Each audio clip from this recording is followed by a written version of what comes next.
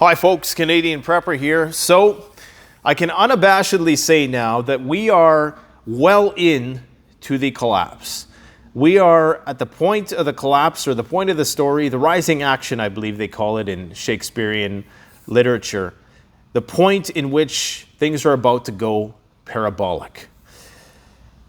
Why is this happening? Well, there was some big news that came out today that was completely missed by mainstream media, and we're going to talk about it.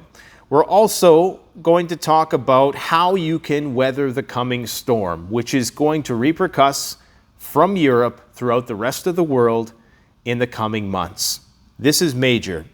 I would like to say also, please go and watch the video that we released earlier today. It's all about how to grow your own food. There's a wealth of information in that 20-minute video. In the very least, you're going to want to download that video and put it on a hard drive somewhere, wrap it in tin foil 50,000 times to protect it from EMP, whatever you have to do if that's one of your fears. I'm not saying that that's necessarily a rational fear to have, but it could happen. I mean, the way things are going, EMPs may be used, but you got to get that kind of information, guys. I know there's some people who just love to come on here and talk all about how all we do is induce anxiety, but we walk the talk. For every video that we make like this, we try to match it with another video that shows you how to actually do things. So please go and watch those videos. In the very least, download it. This is information that could save your life.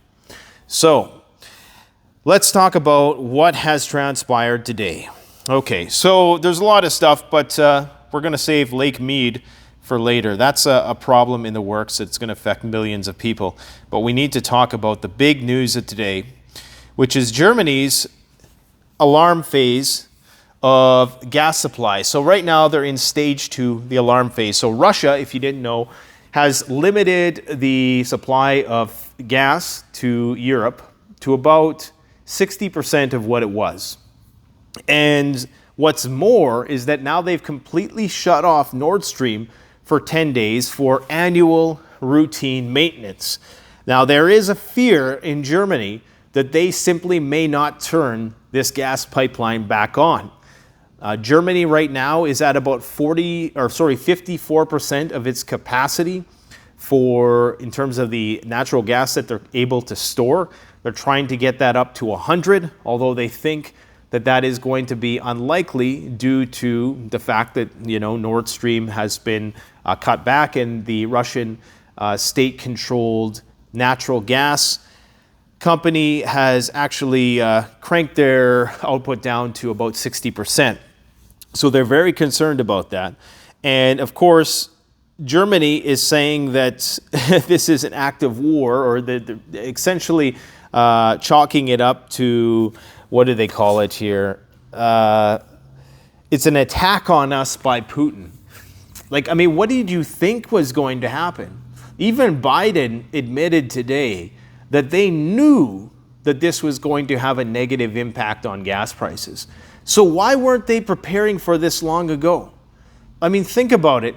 If they had known that all of this was going to go down, and maybe something happened in the intelligence community which they didn't think Russia was going to make a move as fast as they did, or they thought maybe we're going to have an extra couple years to prepare for this. Maybe they didn't factor in the pandemic or something like that, because of course this has been planned since 2014, but somebody miscalculated, because this has the potential to completely level the economy in Europe. I'm talking completely, utterly, decimate isn't even the right word.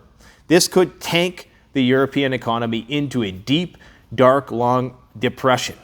And I would encourage you all, if you live in Europe, you need to start thinking about the following. How are you going to insulate your home this winter when they start to ration gas? A lot of people are worried about it happening here in North America. The price is likely going to go up significantly, but we're not going to experience those kind of shortages because we have an abundance of natural gas here. The thing is, to bottle natural gas into liquid form, it takes a lot of industrial processes, and then they have to, of course, convert it back to a gas form once it gets to Europe, and they got to ship it and all that stuff. we're probably going to be fine here. But in Europe, you need to be focusing on insulating a home, getting a warm room if you can. Find a means to, we talked a little bit about this on, in previous videos, but a solar system and a renewable energy system, if possible. They're going to be hard to come by because everybody's scrambling to get them. Now, the problem with that is that it's generating heat through solar is not an efficient process, but there are other methods to use the sun to heat your home, depending on which direction your home is facing. And just look up passive solar greenhouses if you want more ideas about that. You might want to consider getting a wood stove. And in addition to that, getting the tools to harvest the wood in order to, actually have fuel to use in that wood stove. Things like hand saws, axes, wedges, various forestry tools. And I would say you're going to want the analog form. You're not going to want something that needs gasoline like a chainsaw, something that can break down. We're talking about you potentially freezing this winter. And I know there's some parts of Europe which are more temperate and don't get nearly as cold as it does here. But nonetheless, this is going to drastically bring down the standard of living. And what's more is the effect that it's going to have on the economy. So you can see with this graph here, this is the distribution of natural gas use in Germany. And you can bet that it's probably pretty much the same in any European country, okay? So heat and power, 37%. Residential and service, 37%. Industry, 22%. Of that, a lot of natural gas is used in fertilizer production, I believe, and just in agriculture in general. Like you show here, non-energy use, chemical and petrochemical, food, tobacco, iron, steel manufacturing. So this is all going to cause everything else to skyrocket in price, okay? And this is going to have major, major ripple effects throughout the economy. Let's see if we can get rid of this ad. Let's just go back to this screen here. So I would strongly advise people right now, because this situation does not seem to be de-escalating at all. The fact that we, NATO, are trying to provoke the Russians into a war on another front, perhaps because we are losing the war in Ukraine, which has become quite evident. As you can see here, this is Luchansk. This is where they've almost closed the cauldron. What the Russians tend to do, and I think it's not just a Russian strategy, but it's one that they've used often because, of course, they fought a lot of ground wars, is they'll attack in one direction and attack in another direction and attempt to encircle a army, and then they will what they call close the cauldron, and they've almost closed this point. Okay, and then they're going to move on. Now there's talk that there's going to be a major offensive in Kharkiv with tens of thousands of men. That's right here, I believe. This is a city of 1.5 million people. That could potentially be a major battleground. Now, there's a lot of pro-Russian people there, but there was also a lot of pro-Russian people in Mariupol, and that was only a city of 400,000, okay? So this war is raging out of control. The Germans have just sent some new artillery pieces to Ukraine. The word on the street is that, they're pretty much run out of ammunition. Obviously, they haven't totally run out of ammunition or they wouldn't be still fighting, but it's not looking good, which is why this stuff going on with Lithuania is an attempt to provoke and take attention away, perhaps, or just a tit for tat. Maybe it's an act of desperation or frustration. Whatever it is, it's not good, because if Russia can't get their supplies that they need to Kaliningrad, even though they can do some stuff by sea, but that takes a lot of resources unto itself. It takes fuel, okay? It takes ships, it takes manpower, a lot of things that are going to be in increasing short supply due to the Russians spreading themselves thin with this war. Is Kaliningrad going to starve? No, but this is a major military outpost for the Russians, exclave, if you want to call it that. And they rely on this for a big part of their nuclear deterrence strategy. Now, Finland has come out of nowhere and said, hey, we're ready for the Ruskies. We want to fight too. It's like everybody's coming into this. The UK talking about, like the head of the UK military saying, we're ready for World War III with the Russians in Europe. Finland now coming out saying, yeah, we want some too. I mean, have these guys lost their minds? Like, what do they really think? Now you have Biden, and that wasn't Biden, it was Ned Price, I think, who came out and said that we have ironclad support for Lithuania, and basically an attack on Lithuania is attack on NATO, essentially saying that, look, we are pushing you, and I'm not saying that Russia is innocent at all. I'm just saying, looking at it, for what it is right now, it appears as though that was an unnecessary point of escalation. I mean, if you wanted to calm this situation down, the last thing you would do is get Lithuania to create a blockade that restricted access to one of Russia's most strategic places. Okay, a place which is in many ways very essential to their World War III planning. Not that it's needed, they can fire nukes from anywhere, but it just gives them more options, right? Especially if they wanted to make an offensive into some place. So the last thing you would want to do in that situation is start poking the bear in that direction, because now they're not going to tone it down. And this is why they said that they're going to be shutting down Nord Stream for 10 days, which is routine, supposedly annual maintenance that is done on the pipeline. So from July 11th to the 21st, there will be no gas, not down to 60%, no gas going into Europe from Russia, at least through this Nord Stream, which I think is like the bulk of the gas that flows into Europe. And so this means that all of these countries that are trying to stockpile this stuff before the winter, because remember, the pledge is we're going to be off Russian oil and gas by the end of the year. These people are out of their minds, and the European people are going to suffer majorly. So that's why you need to get ahead of the curve now.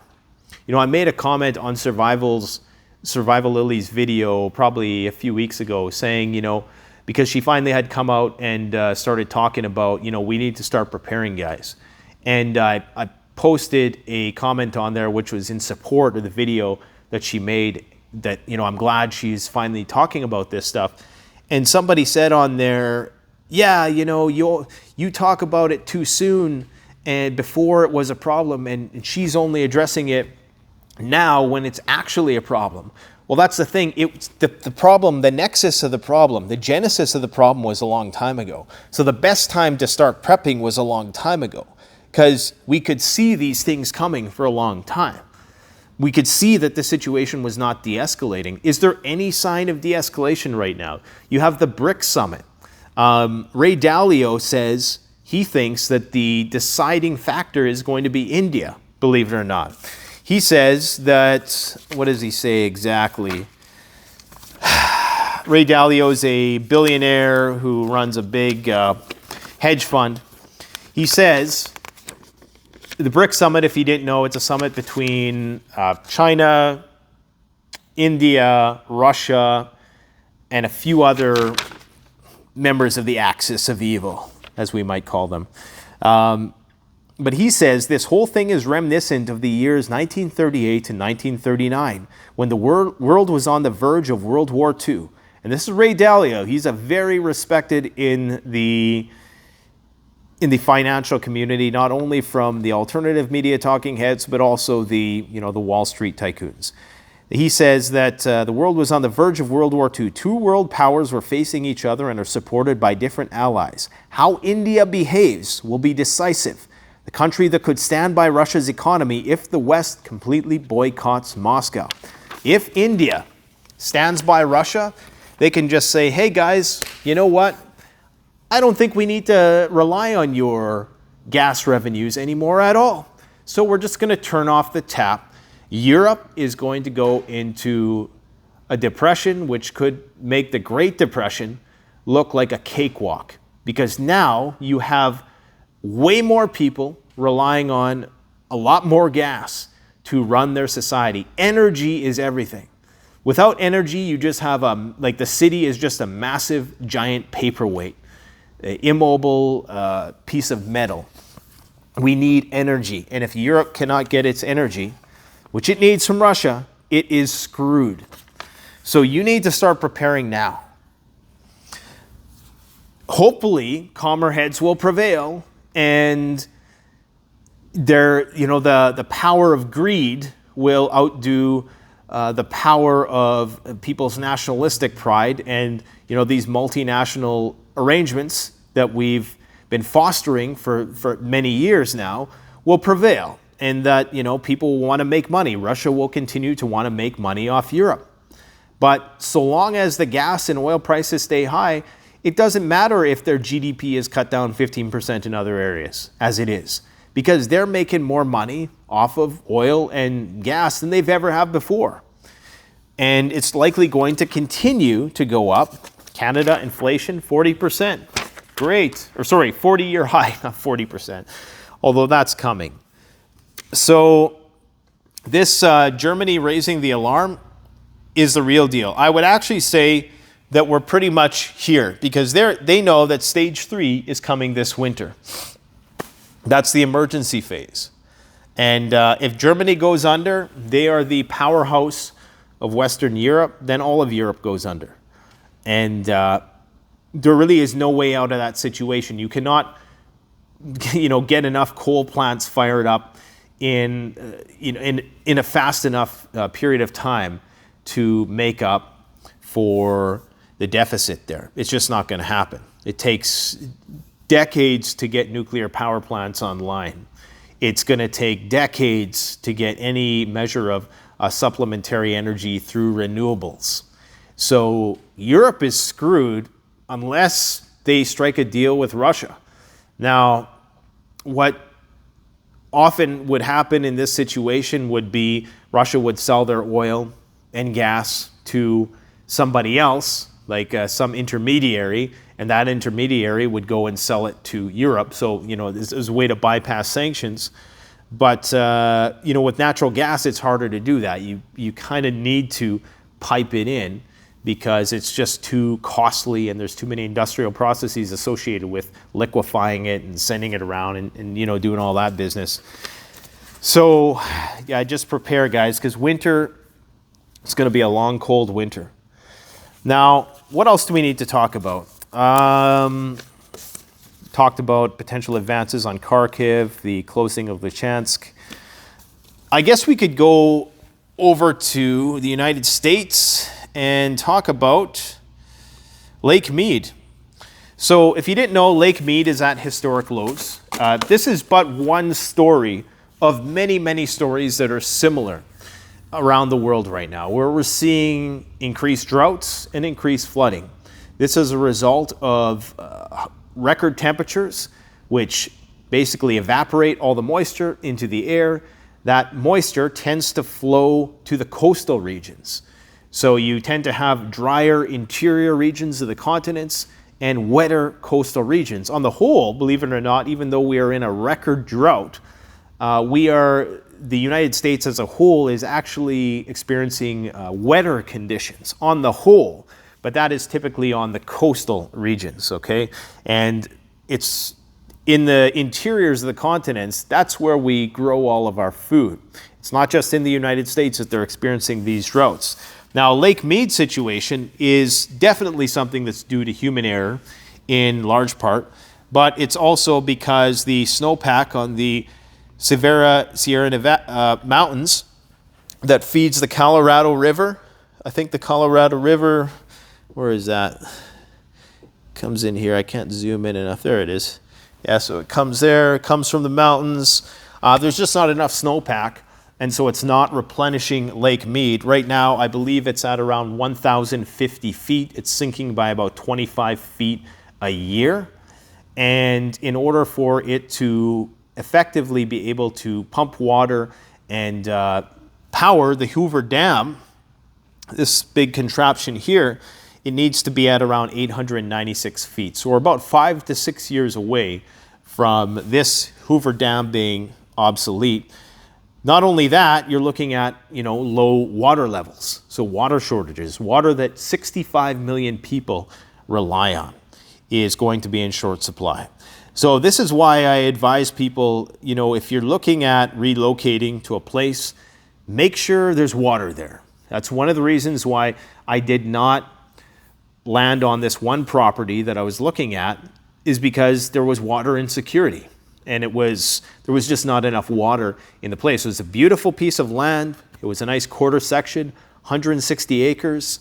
It was a little too far from the city for my liking. That was one other factor, but it was water scarcity. And because of the extremes that we're experiencing, for example, we had flooding this year, major flooding in parts of the city, and it was bone dry last year. Like, I've never seen it that dry before. Record forest fires, all this stuff.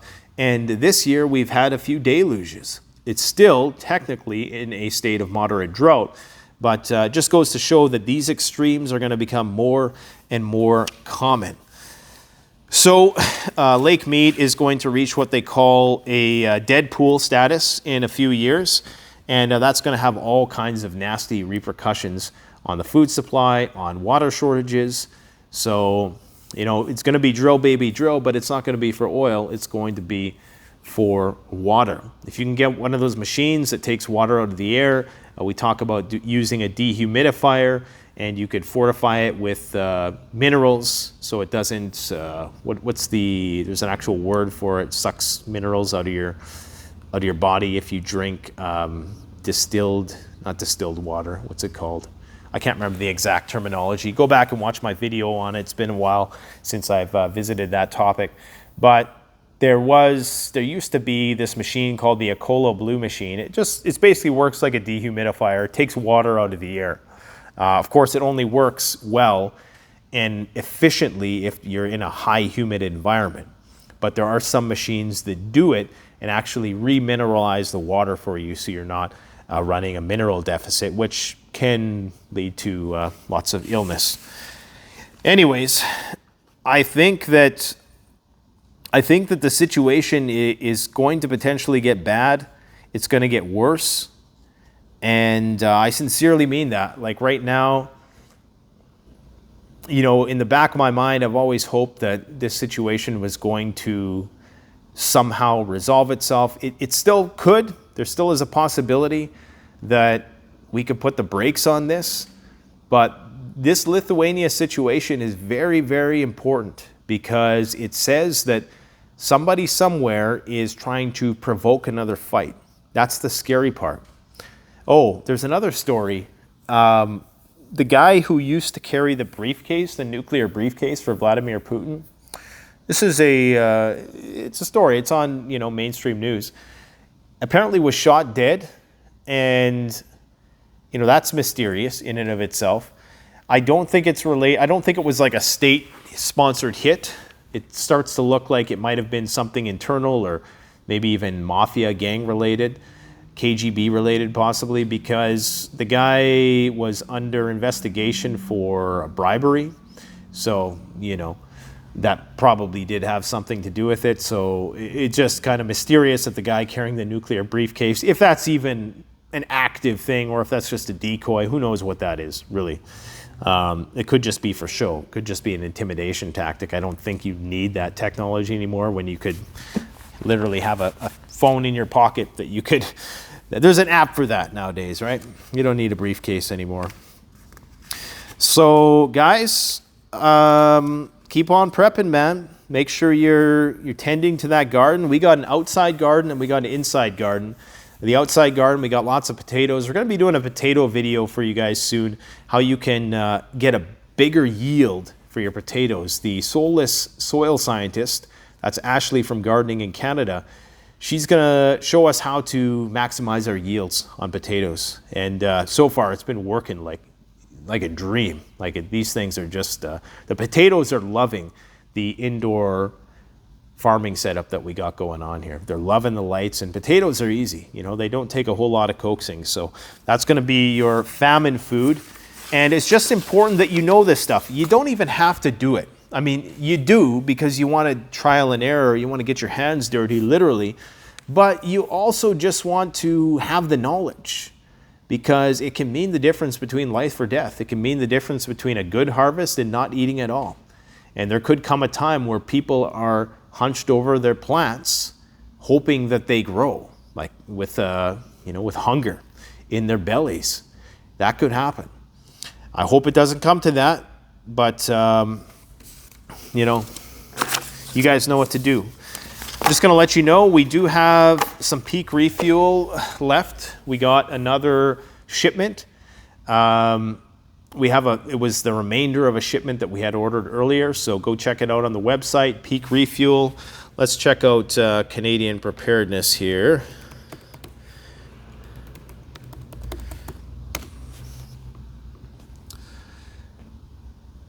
Yeah, so Peak Refuel is amazing freeze dry. It's the best tasting freeze dry food. I eat it every day. Actually, I had to stop eating it because I'm kind of on a diet again. But guys, if there's one food that you're going to wish the apocalypse comes just to eat the food, it's Peak Refuel. Also, if you're in the market for a wood stove, trying to get ahead of winter time, check out the Winterwell wood stoves that we have. They're probably one of the best portable, semi-portable wood stoves. They're lightweight. They're made of stainless steel, very tough, built, and they're they got a nice ambiance to them as well, because they have that side window there. Maybe not the most practical thing for some people's budget, but something to consider anyways. It's time to start looking at winter preparations. We also carry goose down jackets from Outdoor Survival Canada. In my opinion, they far excel beyond Canada Goose, which is why we don't stock Canada Goose. Canada Goose is more of a fashion statement nowadays, and we also have real fur, beaver mitts, beaver hats, fox, the whole 9 yards. Go check it out, guys. Thanks for watching. Stay safe. Stay warm. I know we're all warm right now with all the heat waves, but we got to be thinking about the future. Thanks, guys. Take care.